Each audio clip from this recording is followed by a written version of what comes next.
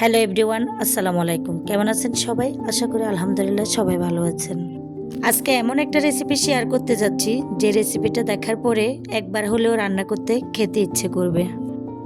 আমার ছেলে পাবদা মাছ খুবই পছন্দ করে, তাই তো ছেলের জন্য সবসময় পাবদা মাছটা আমার রাখতে হয়। আমার ছেলের একটাই আবদার, পাবদা মাছটাকে তুমি ভাজি করে টমেটো দিয়ে পেঁয়াজ দিয়ে লাল লাল করে আমার জন্য বোনা করবে, তাহলেই আমি খাবো। তাই আমি সবসময় চেষ্টা করি আমার বাচ্চাটা যেভাবে খায় তাকে আমি সেভাবে রান্না করে দিই। মাছের সাইজগুলো কিন্তু বেশ বড় ছিল। আমি এখন একটা কেচির সাহায্যে সবগুলো কেটে পরিষ্কার করে নেব।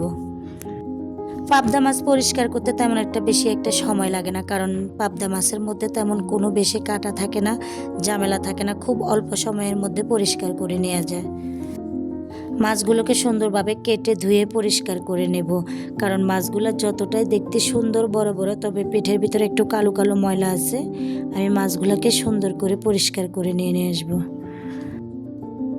আপনারাও কি আমার মতো পাবদা মাছটাকে একেবারে পরিষ্কার করে সাদা দবদবে বানিয়ে নেন? এটা কিন্তু আমি কি কি দিয়ে মাজি জানেন? যেটা হচ্ছে মাজুনি, ভিমবারের যে তারের জালিটা থাকে সেটা দিয়ে আমি ভালোভাবে মেজে একেবারে সাদা দবদবে করে নিলাম। এখন আমি একটা একটা করে সবগুলো মাছ ভাজি করে নেবে। এখানে আমি 4 পিস মাছ নিলাম। আজকে আমার ছেলের জন্য 4 পিস মাছ আমি ভুনা করব, তাই বাকি মাছগুলো আমি ফ্রিজে রেখে দিলাম।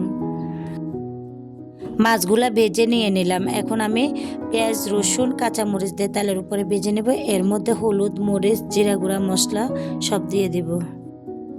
মশলাগুলো দিয়ে হালকা একটু পানি দিয়ে ভালোভাবে কষিয়ে নেব। এর মধ্যে আমি 2টা টমেটো কেটে সুন্দর করে দিয়ে দেব। দিয়ে ভালোভাবে কষানো হলে মাছগুলো দিয়ে দিব।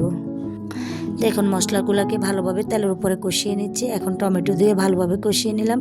ভেজে রাখা মাছগুলোকে আমি দিয়ে দিলাম। দিয়ে আর কোনো পানি দেব না, এই সামান্য পানির মধ্যে আমি মাছগুলো রান্না করব। পাবদা মাছ এমনিতে খুবই নরম, ভেঙে যায় মাছটা আপনি বেশি একটা নাড়াচাড়া করলে। ভাজি করার পরে একটু দেখতে ভালো লাগে, খেতেও ভালো লাগে, তাই আমি সবসময় আমার ছেলেকে ভাজি করে রান্না করে দিই। ভাজি না করলে কাঁচা মাছটা কিন্তু খেতে একটু কম মজা হয়, তবে ভাজি করে রান্না করে দেখবেন খুবই টেস্টি হয়।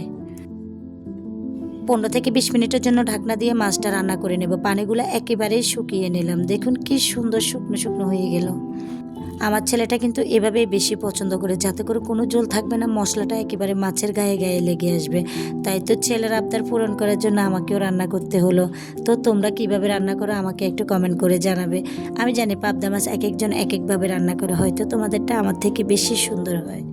আমি তো আমার ছেলের জন্য কী করব, ও যেভাবে খেতে চাইছে ওইভাবে ওকে রান্না করে দিলাম। কমেন্ট করে জানাবে তোমাদের কাছে আমার ভিডিওটা কেমন লাগলো। আমার ভিডিওটা যদি ভালো লাগে আমার চ্যানেলটা সাবস্ক্রাইব করে দিবে। এটা কিন্তু তোমাদের কাছে অনুরোধ আমার। Tata, good bye.